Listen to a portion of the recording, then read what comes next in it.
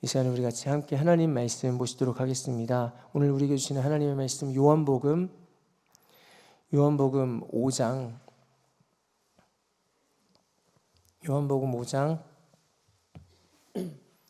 15절에서 20절 말씀입니다.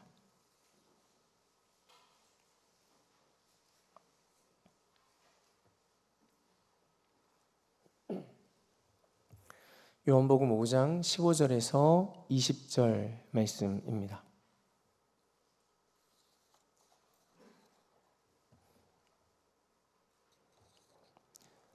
오 장 15절에서 20절 말씀을 우리 같이 한 목소리로 한 절씩 교독해서 말씀을 보시도록 하겠습니다.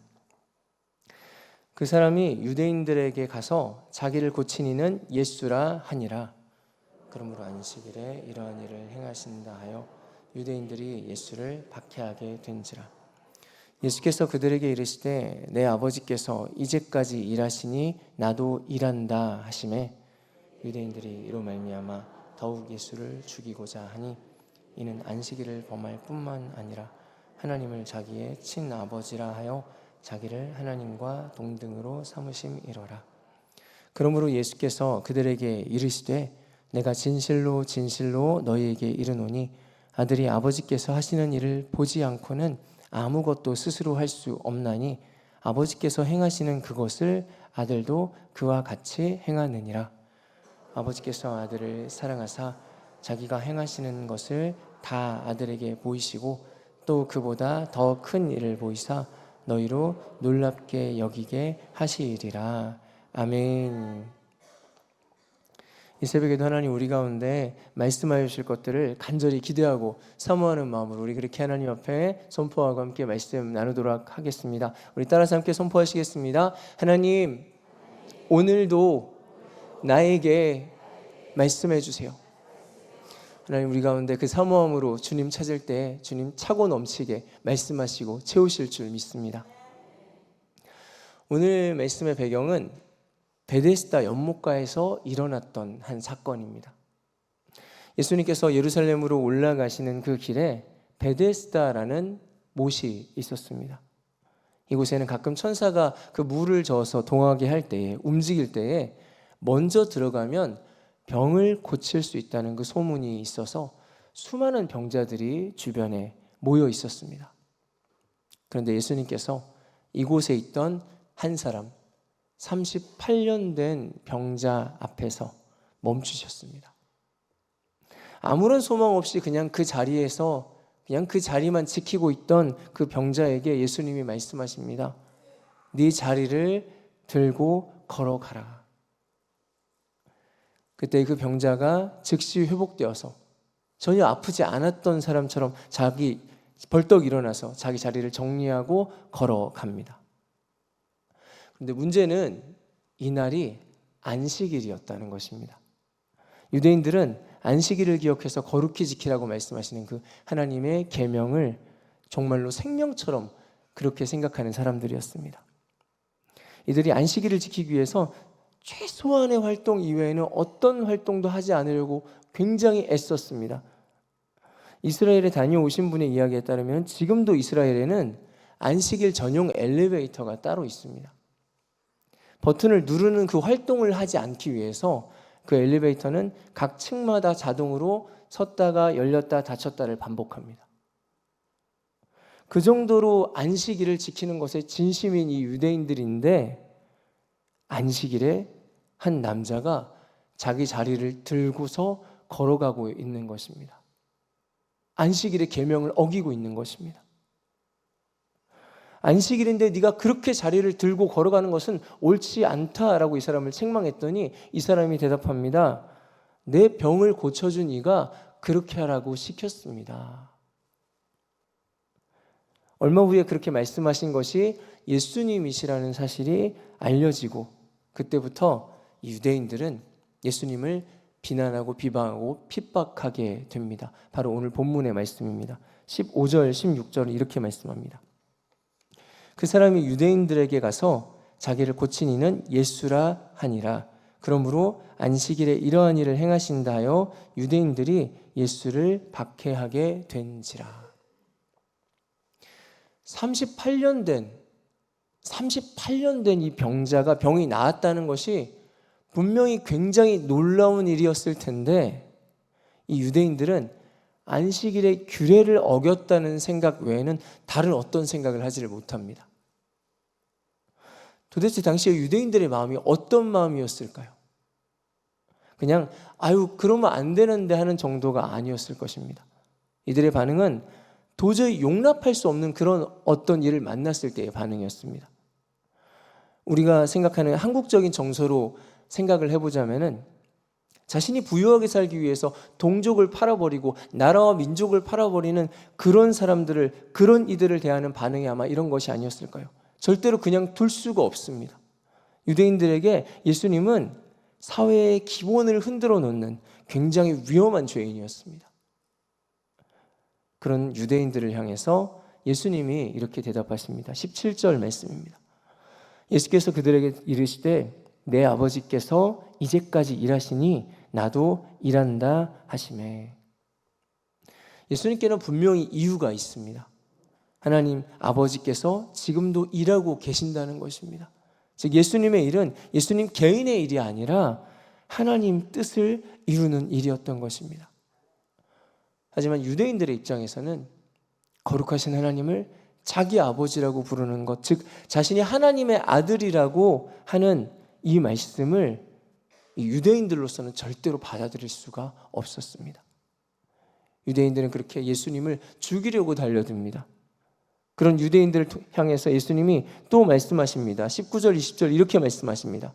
그러므로 예수께서 그들에게 이르시되 내가 진실로 진실로 너희에게 이르노니 아들이 아버지께서 하시는 일을 보지 않고는 아무것도 스스로 할 수 없나니 아버지께서 행하시는 그것을 아들도 그와 같이 행하느니라. 아버지께서 아들을 사랑하사 자기가 행하시는 것을 다 아들에게 보이시고 또 그보다 더 큰 일을 보이사 너희로 놀랍게 여기게 하시리라. 예수님이 다시 한번 말씀하십니다. 내가 내 일을 한 것이 아니다. 내 아버지의 일을 한 것이다. 즉 하나님의 일을 한 것이다 라고 말씀하고 계십니다. 오늘 말씀을 보면 두 가지 입장이 서로 맞부딪히고 있습니다.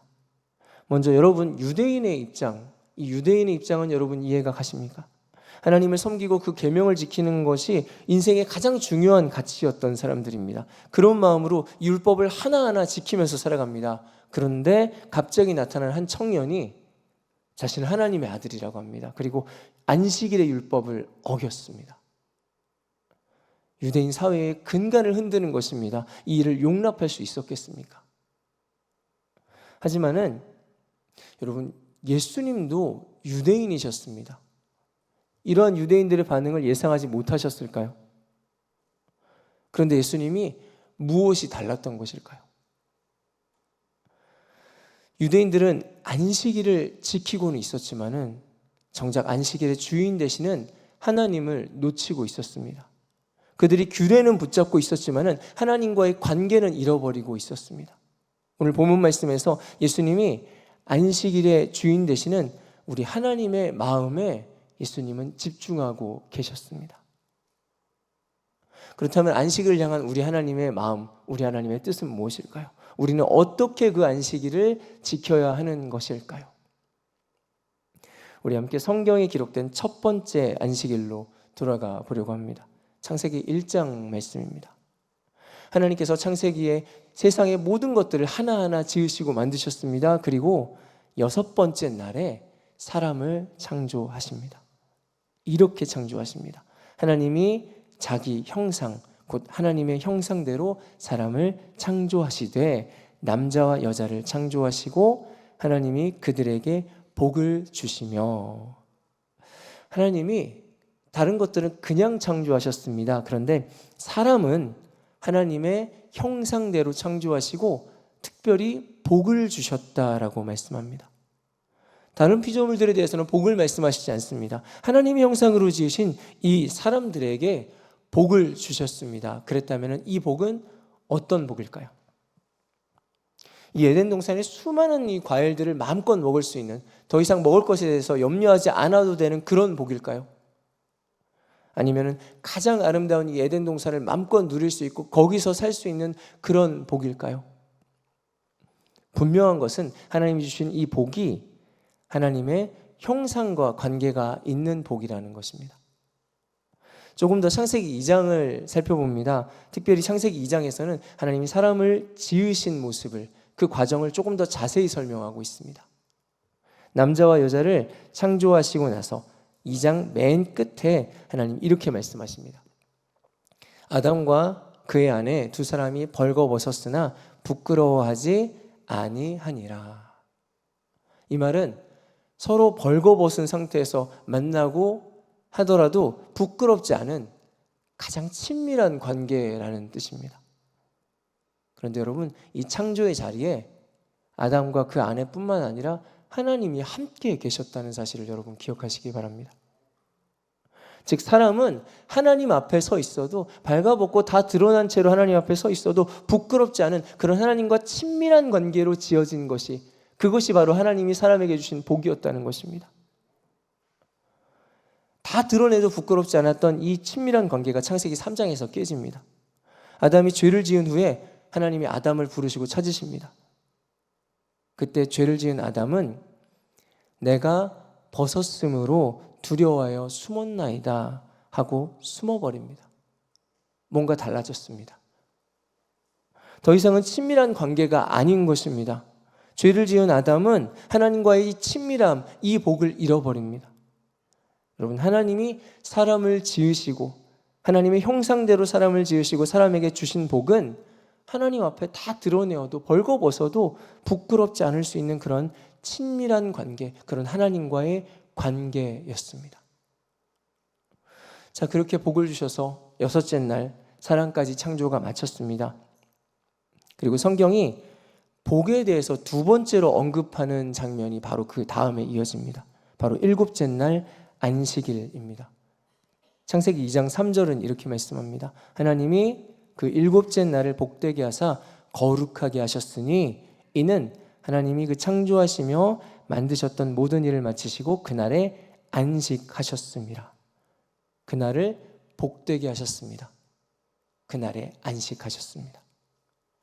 사람에게 하나님과 관계하고 하나님과 친밀한 그 복을 주신 하나님께서 이번에는 일곱째 날을 복되게 하셨습니다.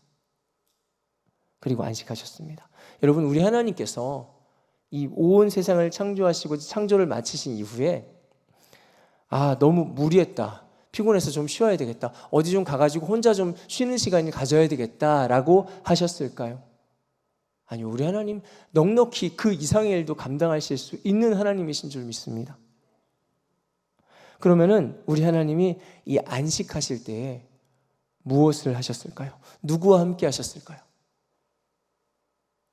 성경에 하나님이 사람과 함께 안식했다는 그런 구절, 그런 문장은 보이지는 않습니다.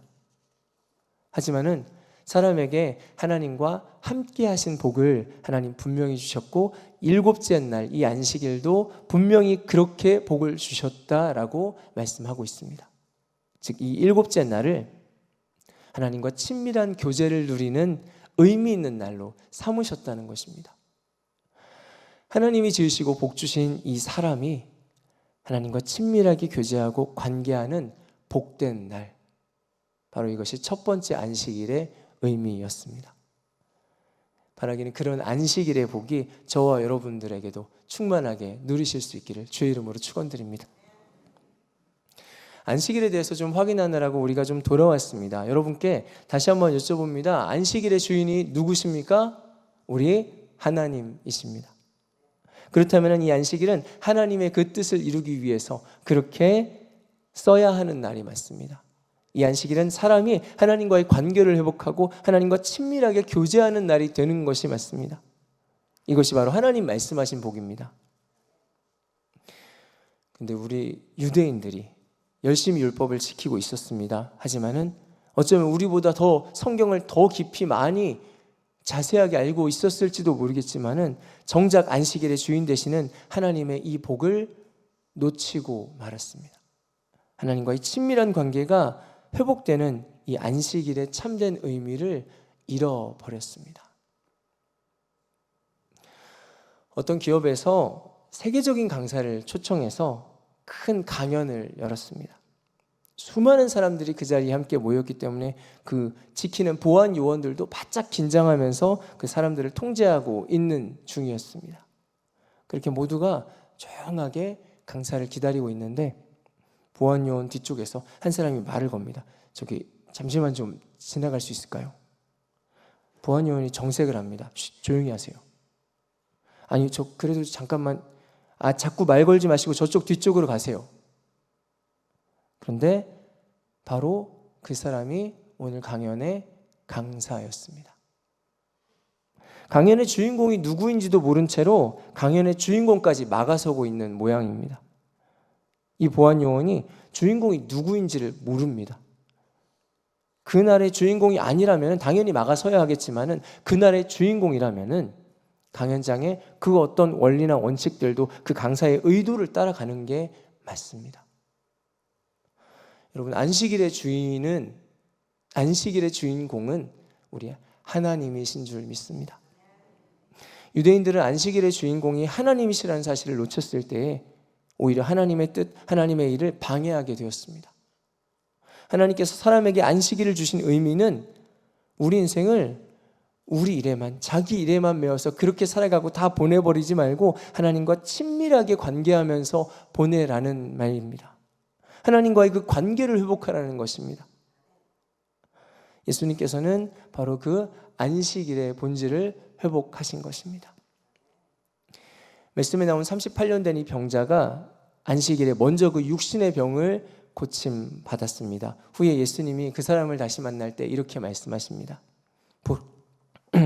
보라, 네가 나았으니 더 심한 것이 생기지 않게 다시는 죄를 범하지 말라. 이제 질병의 그 묶임에서 풀려나서 자유에 졌기 때문에 그 질병보다 더 무서운 이 죄에 매이지 않도록 하나님과의 친밀한 관계 안에서 살아가라. 그 관계를 회복하면서 살아가라 하는 말씀입니다. 여러분, 창조하신 이 모습대로 하나님과 사람과 친밀하게 관계하고 그리고 하나님과 교제가 회복되어져 가는 것, 이것이 바로 하나님이 안식일에 행하시는 하나님의 일입니다. 예수께서는 바로 이 일을 행하셨습니다. 안타깝게도 오늘 말씀 속에 유대인들은 이 안식일을 지키고는 있었지만은 안식일을 누리지 못하고 오히려 이 안식일에 매여 있었습니다. 안식일을 지키겠다고 그렇게 애를 쓰지만은 그들이 미워하고 비방하고 죽이려고 합니다. 하나님을 섬긴다고 하면서도 정작 하나님과의 친밀한 관계를 놓쳐버린 것입니다. 안식일의 주인이신 하나님보다 안식일을 지키는 그 방식과 그 기준이 더 중요해져 버렸기 때문이었습니다. 그런데 여러분, 혹시 우리의 신앙생활에도 이런 모습이 있지는 않으십니까? 예배의 방식과 어떤 신앙의 기준을 우리가 꼭 붙잡고 있으면서도 정작 하나님과의 관계를 놓치거나 멀어지고 있지 않습니까? 하나님을 위한 열심이라고 생각했는데 오히려 사랑을 잃어버리고 관계를 잃어버리고 있지는 않습니까? 때때로 예배 시간을 지키려다가 주일 아침부터 가족들에게 화를 내고 상처를 줄 때가 있습니다. 어떤 교회에서는 드럼을 어디 설치하느냐의 문제로 아니면 헌금 순서를 언제 어디에서 헌금 순서를 하느냐의 문제 가지고 교회에 큰 분란이 있었다고 합니다.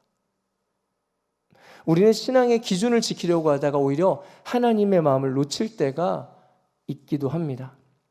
예배를 준비하면서 누군가에게 상처를 주거나 신앙의 어떤 형식을 지키려고 사랑을 잃어버리기도 합니다. 우리는 그 순간마다 다시 물어야 합니다. 지금 정말로 하나님이 주인 되고 계신가? 정말 이 나라의 주인이신, 안식일의 주인이신 하나님의 뜻을 내가 바로 향하고 있는가? 말씀을 정리합니다, 여러분. 안식일은 단지 주일 하루의 규례가 아닙니다. 우리가 하나님과의 관계를 회복하고 하나님과 친밀하게 교제하시도록 하나님이 우리에게 주신 복입니다. 우리의 매일매일 순간순간을 하나님께 이렇게 물으면서 살아갔으면 좋겠습니다. 하나님, 오늘 저는 어떻게 하나님과 더 친밀하게 지낼까요? 하나님, 저 사람이 하나님과 더 친밀할 수 있도록 제가 어떻게 도우면 될까요? 우리가 이 질문들을 붙잡고 살아갈 때 하나님께서는 우리의 삶에 참된 안식의 복을 누리게 하실 줄 믿습니다. 오늘 말씀에 예수님처럼 그 복이 우리를 하나님과 친밀함으로 부르시고 또한 우리를 하나님과의 관계를 회복해야 하는 그런 사람으로 하나님께서 사용해 주실 줄 믿습니다. 안식일의 주인 되신 하나님께서 오늘 저와 여러분의 삶 가운데 이 친밀함의 복을 충만하게 누리게 하시기를 주님의 이름으로 축원드립니다. 이 시간 우리 함께 기도하겠습니다. 함께 기도하실 때 하나님 우리에게 주시는 이 안식일의 복을, 주님과의 이 친밀함의 복을 놓치지 않고 누리게 하여 주시옵소서. 우리가 주님과 그렇게 친밀해지고 또한 주님과 누군가를 친밀하게 해주는 그런 사람으로 우리가 주님 앞에 쓰임받고 아버지의 일을 하는 사람으로 주님 우리를 사용하여 주시옵소서. 우리 시간에 주님 주신 말씀 붙잡고 각자의 기도 제목을 가지고 주여 한번 부르짖고 함께 기도하시겠습니다.